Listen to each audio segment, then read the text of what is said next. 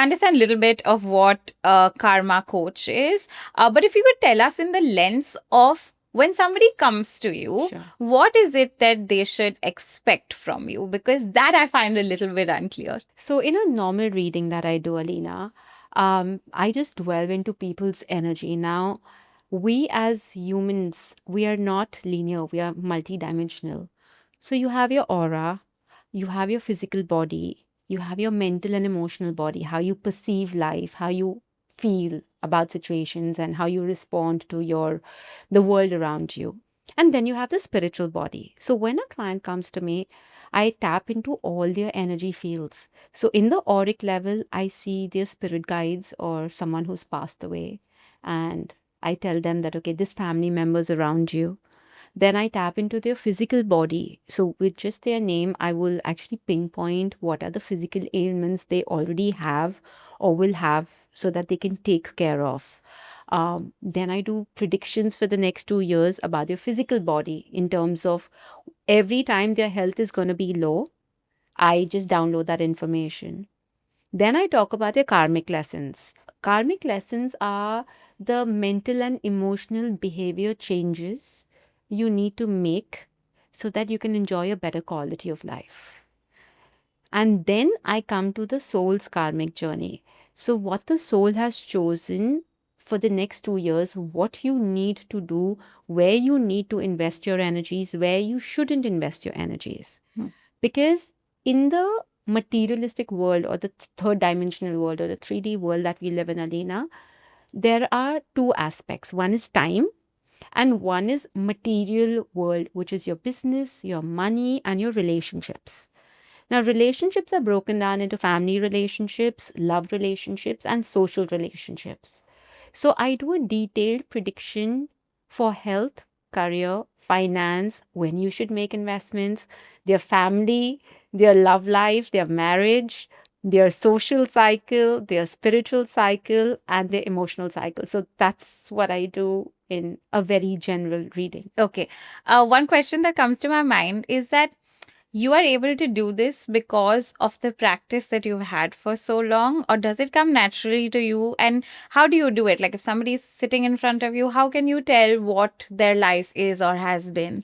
So it's a bit of both. I was gifted with it.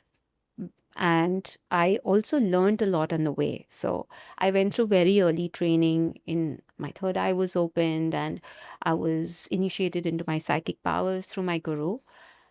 So one was that aspect where I was taught a lot of techniques very early on in life, but most of the techniques were healing techniques. 17 years of practice into this professionally, which is you're doing on an average 4 to 5 readings a day. So with over like 100,000 clients across the globe, it just comes to you, right? It's also practice. So like when I started my journey, I would take 5 to 7 minutes to connect to the client's energy. Okay. Right now, I literally take 3 seconds to connect to the client's energy. So it just happens. Wow.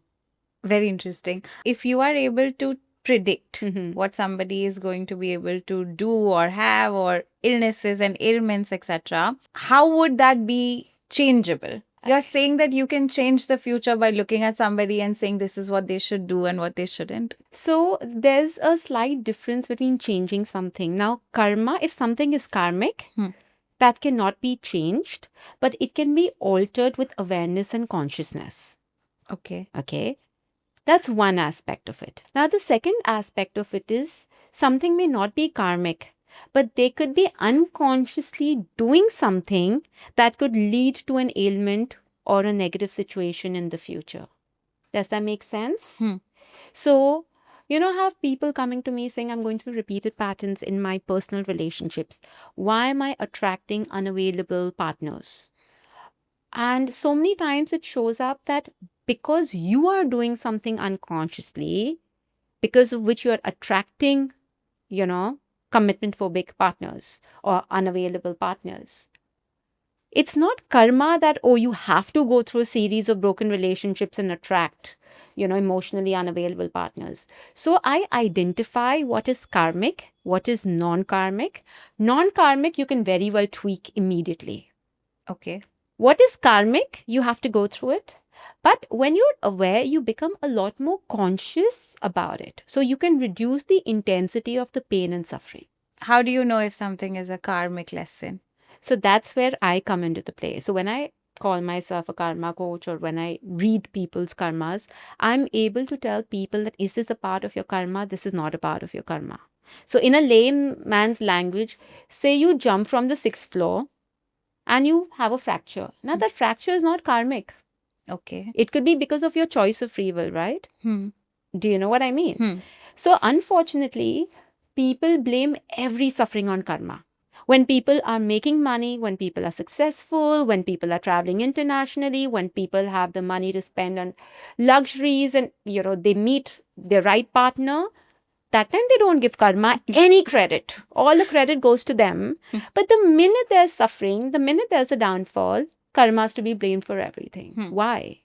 So, I always say that life is 50% karma, but it's also your choices that make a world of a difference. And that's where every spiritual book in the world, every spiritual guru talks about two words in common. In no matter what language, it could be a Buddhist monk, it could be a Hindu priest, it could be a Catholic, it could be, a Muslim priest. We all talk about awareness and consciousness. Because it is only through awareness and consciousness you can break through your karmic baggage.